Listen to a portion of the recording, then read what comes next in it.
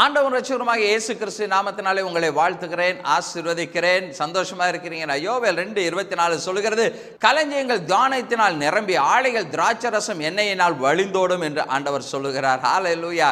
தம்முடைய ஜனங்கள் கிறிஸ்துவில் மகிழ்ந்து இருக்கும் போது அவர்கள் ஆசீர்வாதமாக இருப்பாங்க. அவர்கள் வீட்டில் எல்லா விதமான ஆசீர்வாதம், material blessing, financial blessing, health, எல்லாவற்றிலும் ஒரு ஆசீர்வாதத்தை தேவன் கொடுக்க போகிறார். இத்தனை வருடமா எவ்வளோ உழைச்சும் பேங்க்ல ஒண்ணுமே இல்லையா நினைக்கிறீங்களா? இந்த வருஷம் சேர்த்து வைக்க கிருபை கொடுப்பார், மீதி எடுக்க கிருபை பாராட்டுவார். ஆண்டவர் இந்த வருடத்தில் சகல விதமான ஆசீர்வாதங்களில் உங்களை ஆசீர்வதித்து ஆண்டவருடைய அபிஷேகத்தினாலும் உங்களை ஆசீர்வதிக்க போகிறார். ஹல்லேலூயா. சந்தோஷமா இருங்க. ஆண்டவர் இந்த வருடத்திலே உங்களை ஆசீர்வதிக்க போகிறார். ஹல்லேலூயா. உங்களுடைய களஞ்சியங்கள் நிரம்பி இருக்கும். உங்களுடைய திராட்சரசம் எண்ணெய் அப்படியே வழிந்து ஓடத்தக்கதான ஒரு ஆசீர்வாதம் தேவன் இந்த ஆண்டிலே உங்களுக்கு கொடுத்து நிறைவாய் ஆசீர்வதிக்க போகிறார். கண்களை மூடி நாம் ஜெபிக்கலாமா?